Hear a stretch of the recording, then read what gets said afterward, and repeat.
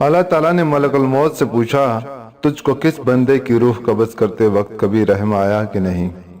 ملک الموت نے عرض کیا، اللہ رب العزت، مجھ کو دوزی روحوں کی جان نکالنے میں کمال رغبت ہوئی تھی، اگر تیرا حکم نہ ہوتا تو میں ہرگز ان کی جان نہ نکالتا۔ نیلے بیکراں سمندر میں ایک چھوٹا سا جہاز اپنی منزل کی جانب رواں دواں تھا۔ جہاز میں بہت سارے مسافروں کے علاوہ ایک عورت ایسی بھی تھی جس کے ہاں اسی وقت بچہ پیدا ہونے والا تھا۔ پرسکون سمندر میں اچانک ہی لہریں اٹھنے لگیں اور ساتھ ہی ہوا بھی تیز ہو گئی، اور دیکھتے ہی دیکھتے ہوا نے طوفان کا رخ اختیار کیا اور سمندر سے اٹھنے والی لہروں سے ٹکرا کر اسے ہچکولے کھانے پر مجبور کر دیا۔ سبھی مسافر حیران اور پریشان سمجھنے کی کوشش کر رہے تھے کہ اچانک ہی موسم نے اپنا مزاج کیسے بدل لیا۔ طوفان بڑھتا جا رہا تھا اور مسافر زندگی کی دعائیں مانگ رہے تھے، لیکن اللہ تعالیٰ کو کچھ اور ہی منظور تھا۔ ہوا کے تیز جھکڑوں اور سمندر کی طاقتور موجوں نے جہاز کو توڑ کر ٹکڑوں میں بدل دیا۔ جن مسافروں کو تیرنا آتا تھا وہ تیر کر اپنی جان بچانے کی جی توڑ کوشش کر رہے تھے۔ وہ عورت جس کا بچہ پیدا ہونے والا تھا جہاز ڈوبنے کے خوف اور طوفان کی دہشت سے بے ہوش ہو چکی تھی اور جہاز کے ٹوٹے ہوئے ایک تختے پر پڑی ہوئی تھی، اور یہ تختہ بے تھا سمندر میں تیز لہروں کے سہارے بہتا چلا جا رہا تھا۔ اور اسی حالت میں عورت کے ہاں بچہ بھی پیدا ہوا، اور ولادت کے اگلے ہی لمحے اللہ تعالیٰ کی طرف سے ملک الموت کو حکم ہوا کہ اس عورت کی روح قبض کر لی جائے۔ حکم کی تعمیل پلک جھپکنے سے قبل ہوئی۔ وہ بچہ بے سر و سامانی کی حالت میں اکیلا ہی تختے پر پڑا رہا، اور وہ تختہ کئی دنوں بعد کنارے پر آ لگا۔ کنارے پر موجود ایک معتر نے جو یہ دل سوز نظارہ دیکھا تو لپک کر بچے کو اٹھا لیا اور میت کو وہیں قریب میں زمین کھود کر دفن کر کے بچے کو اپنے ساتھ گھر لے آیا۔ معتر جب بچہ لے کر گھر پہنچا تو بچے کو دیکھ کر اس کی بیوی بہت خوش ہوئی، کیونکہ اس کی یہاں کوئی اولاد نہیں تھی، اور انہوں نے بچے کا نام شداد رکھا۔ معتر اور اس کی بیوی اس بچے کو لاڈ و پیار سے پرورش کرنے لگے، یہاں تک کہ وہ 7 برس کا ہو گیا، اور اتنی کم عمر میں شداد نہایت ہی ذہین، عقل مند اور چالاک بھی تھا۔ ایک روز گاؤں کے باہر شداد بچوں کے ساتھ کھیل رہا تھا کہ اچانک ہی شور اٹھا کہ بادشاہ کی سواری آ رہی ہے۔ یہ سنتے ہی سارے بچے بادشاہ کے ڈر سے بھاگ گئے، لیکن شداد وہیں قریب ایک ٹیلے کے اڈے میں چھپ کر بادشاہ کی سواری اور شاہی لشکر کا نظارہ دیکھنے لگا، یہاں تک کہ تمام لشکر گزر گیا اور بادشاہ کی سواری گزرنے کے بعد کچھ پیادے گری پڑی ہوئی چیزوں کی خبرگیری کے واسطے لشکر کے پیچھے پیچھے آئے۔ ان پیادوں میں سے ایک پیادے نے راستے میں ایک پوٹلی پڑی ہوئی پائی۔ اس نے جب پوٹلی کو کھول کر دیکھا تو اس میں ایک سرمے دانی تھی۔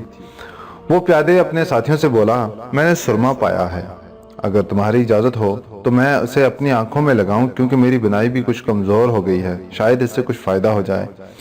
اس کے ساتھیوں نے جواب دیا، اول تو راستے میں پڑی ہوئی چیز اٹھانا نہیں چاہیے، خیر اب تو نے اٹھا ہی لی تو بغیر آزمائے آنکھوں میں ہرگز مت لگانا، کبھی فائدے کے اور نقصان نہ ہو جائے، پہلے کسی اور کی آنکھوں میں لگا کر دیکھ۔ یہ سن کر پیادے نے ادھر ادھر دیکھا تو اسے شداد ایک ٹیلے کی اوٹ پر کھڑا نظر آیا۔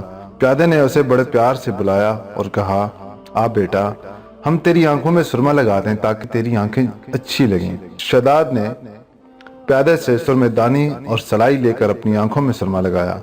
سرما لگاتے ہی شداد کے 14 طبق روشن ہو گئے، اور اسے زمین کے اندر چھپے ہوئے تمام خزانے بالکل اسی طرح سے نظر آنے لگے جیسے صاف شفاف پانی میں چیزیں نظر آتی ہیں۔ شداد حد سے زیادہ چالاک تو تھا ہی، لہٰذا اپنی چالاکی اور عقل مندی سے چلایا، اے خانہ خراب ظالموں، تم نے میری آنکھیں پھوڑ دیں، ہائے میں اندھا ہو گیا، یہ میری آنکھ میں کیسا زہر لگوا دیا، ہائے اب میں بادشاہ کے پاس جا کر فریاد کروں گا اور تم کو سزا دلواؤں گا۔ پیادوں نے جو یہ سنا تمہارے خوف کے سرما وہیں چھوڑ گرتے پڑتے اپنی جان بچاتے بھاگ کھڑے ہوئے، اور شداد اپنی چالاکی اور پیادوں کی بزدلی پر خوب ہنسا اور سرما دانی لے کر اپنے گھر آ گیا۔ اپنے باپ سے سارا واقعہ بیان کیا۔ معتر اپنے بیٹے کی ہوشیاری سے بہت خوش ہوا اور بولا، سب لوگ سو جائیں گے تو ہم اپنے بھروسے کے مزدوروں کے ساتھ پھاوڑے وغیرہ لے کر چلیں گے، اور جہاں بھی تجھ کو خزانے نظر آئیں گے ہم وہاں سے کھود کر نکالیں گے اور اپنے گدھوں اور خچروں پر لاد کر خزانہ لے آئیں گے۔ اس طرح شداد نے بہت سا مال و دولت اور جوہرات اکٹھے کر لیے تھے، اور سب گاؤں والوں کو آئے دن دعوتیں کر کے اپنے ہم درد و رفیق بنا لیا تھا۔ کچھ عرصے بعد شداد نے اس گاؤں کے سردار کو قتل کر کے اس کی جگہ پر خود سردار بن بیٹھا۔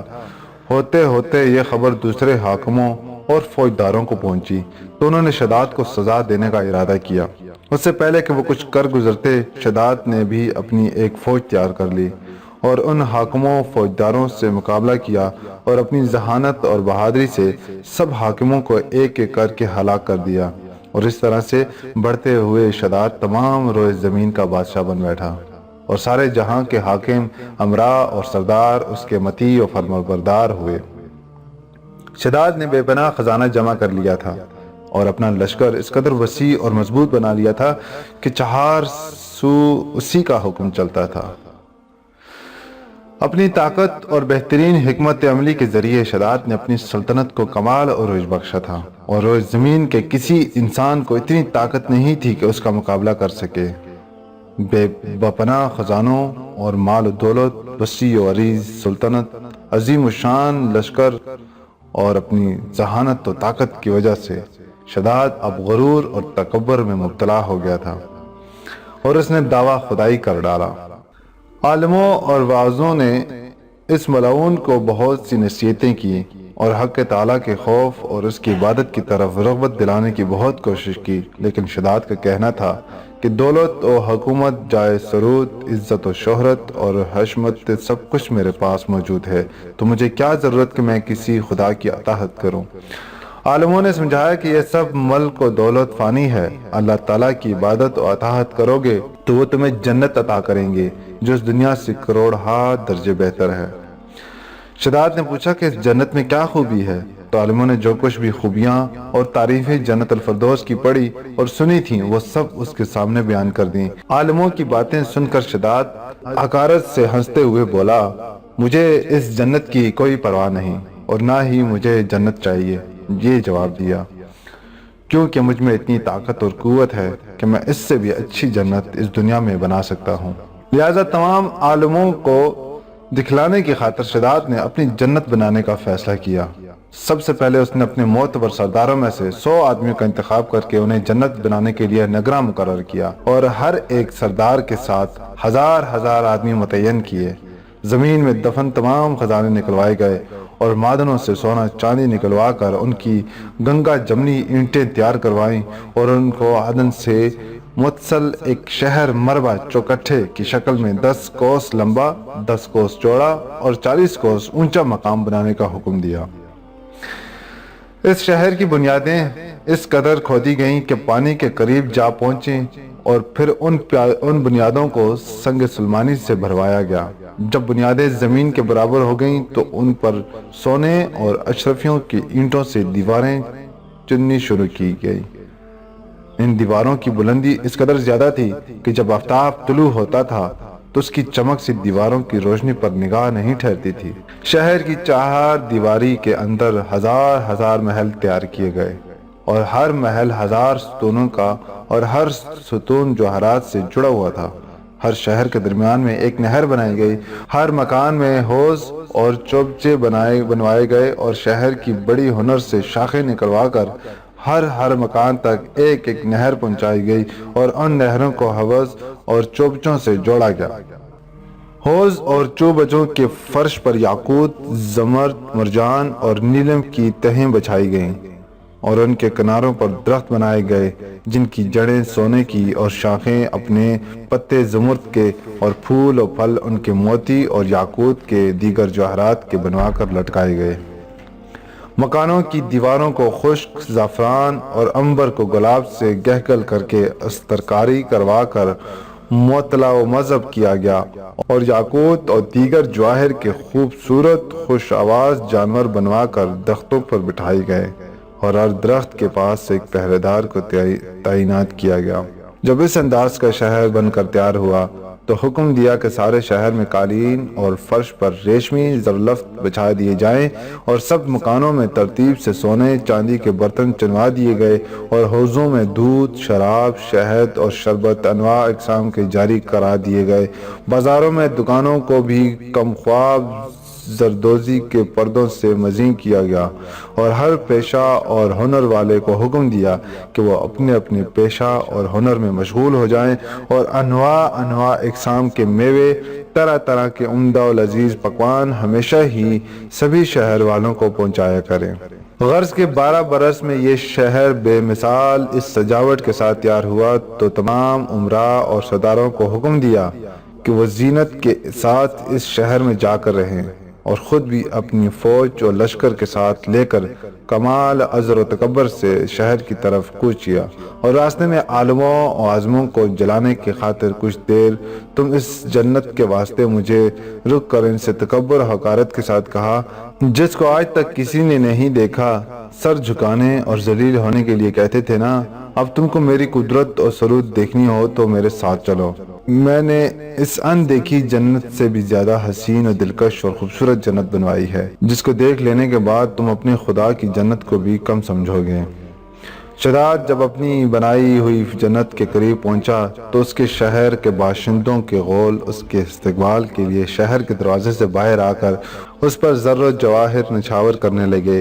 اسی ناز و ادا سے چلتے ہوئے جب شہر کے دروازے پر پہنچا تو روایت ہے کہ ابھی اس نے گھوڑے کی رکاب سے ایک پاؤں نکال کر دروازے کی چوکھٹ پر رکھا ہی تھا کہ اس نے پہلے ہی وہاں سے ایک اجنبی شخص کو کھڑے ہوئے دیکھا۔ اس نے پوچھا، کون ہے تو؟ اس نے کہا، میں ملک الموت ہوں۔ شداد نے پوچھا، کیوں آئے ہو؟ ملک الموت نے کہا کہ تمہاری جان لینے آیا ہوں۔ شداد نے کہا، مجھ کو اتنی مہلت دے کہ میں اپنی بنائی ہوئی جنت کو دیکھ لوں۔ ملک الموت نے کہا، مجھ کو حکم نہیں۔ شداد نے کہا، چلو اس قدر ہی فرصت دے دو کہ گھوڑے پر سے اتر جاؤں۔ جواب ملا، اس کی بھی اجازت نہیں۔ چنانچہ ابھی شداد کا ایک پاؤں رکاب میں اور دوسرا چوکھٹ پر ہی تھا کہ ملک الموت نے اس کی روح قبض کر لی۔ پھر حضرت جبریل علیہ السلام نے بڑے زور سے ایک ہولناک چیخ ماری کہ اسی وقت تمام شہر اپنی عالی شان سجاوٹوں کے ساتھ زمین میں ایسا سمایا کہ اس کا نام و نشان تک باقی نہ رہا۔ تمام مخلوق کے ہلاک ہونے کے بعد اللہ تعالیٰ نے ملک الموت سے پوچھا، تجھ کو کس بندے کی روح قبض کرتے وقت کبھی رحم بھی آیا یا نہیں؟ ملک الموت نے عرض کیا، اللہ رب العزت مجھ کو دوزی روحوں کی جان نکالنے میں کمال رغبت ہوئی ہے، اگر تیرا حکم نہ ہوتا ہرگز ان کی جان نہ نکالتا۔ ارشاد ہوا، بتاؤ دو لوگ کون تھے؟ عرض کیا، ایک تو وہ بچہ تھا جو نیا پیدا ہوا تھا اور اپنی ماں کے ساتھ جہاز کے ٹوٹے ہوئے تختے پر بے سر و سامانی کی حالت میں بے اکرام میں تیرتا جا رہا تھا۔ اس وقت اس بچے کا واحد سہارا تمام کائنات میں اس کی ماں تھی، تو مجھے حکم ہوا کہ اس کی ماں کی روح قبض کر لے۔ اس وقت مجھے اس بچے پر بے حد رحم آیا، کیونکہ اس بچے کا اس کے ماں کے سوا کوئی دوسرا خبرگیر نہ تھا اور بھوکا پیاسا بچہ اپنی ماں کے دودھ کے لیے ترس رہا تھا۔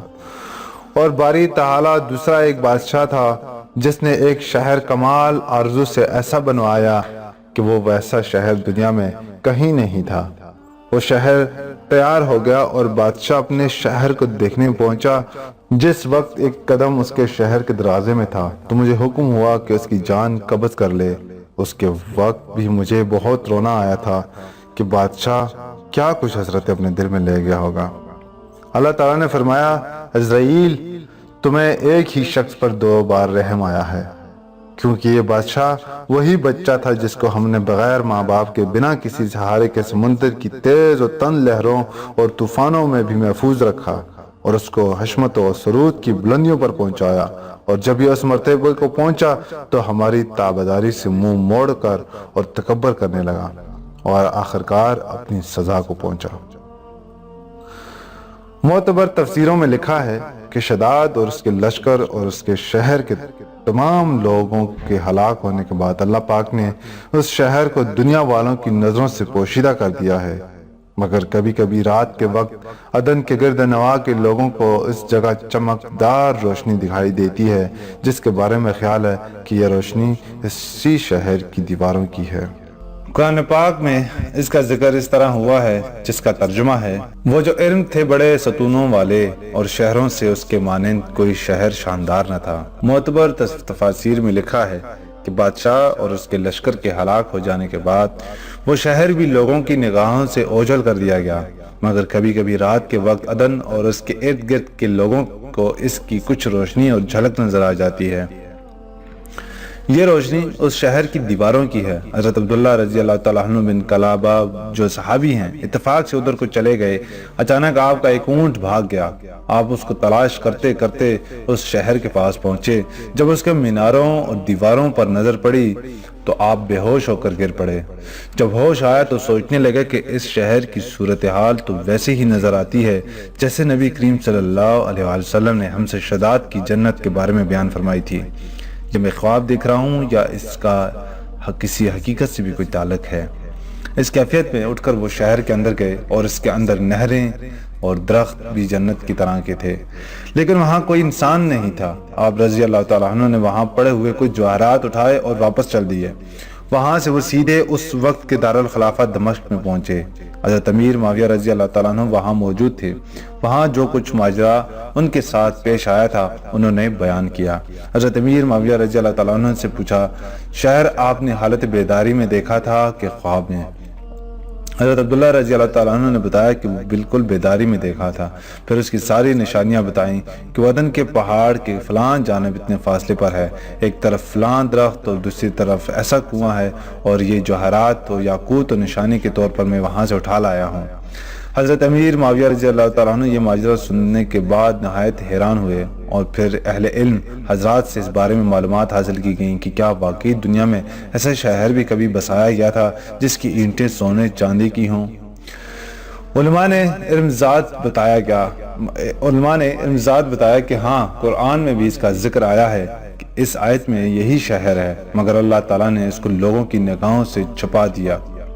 علماء نے بتایا کہ حضرت صلی اللہ علیہ وسلم نے یہ بھی فرمایا کہ میری امت میں سے ایک آدمی اس میں جائے گا اور وہ چھوٹے قد سرخ رنگ کا ہوگا، اس کے ابرو اور گردن پر 2 تل ہوں گے۔ وہ اپنے اونٹ کو ڈھونڈتا ہوا اس شہر میں پہنچے گا اور وہاں کے عجائبات دیکھے گا۔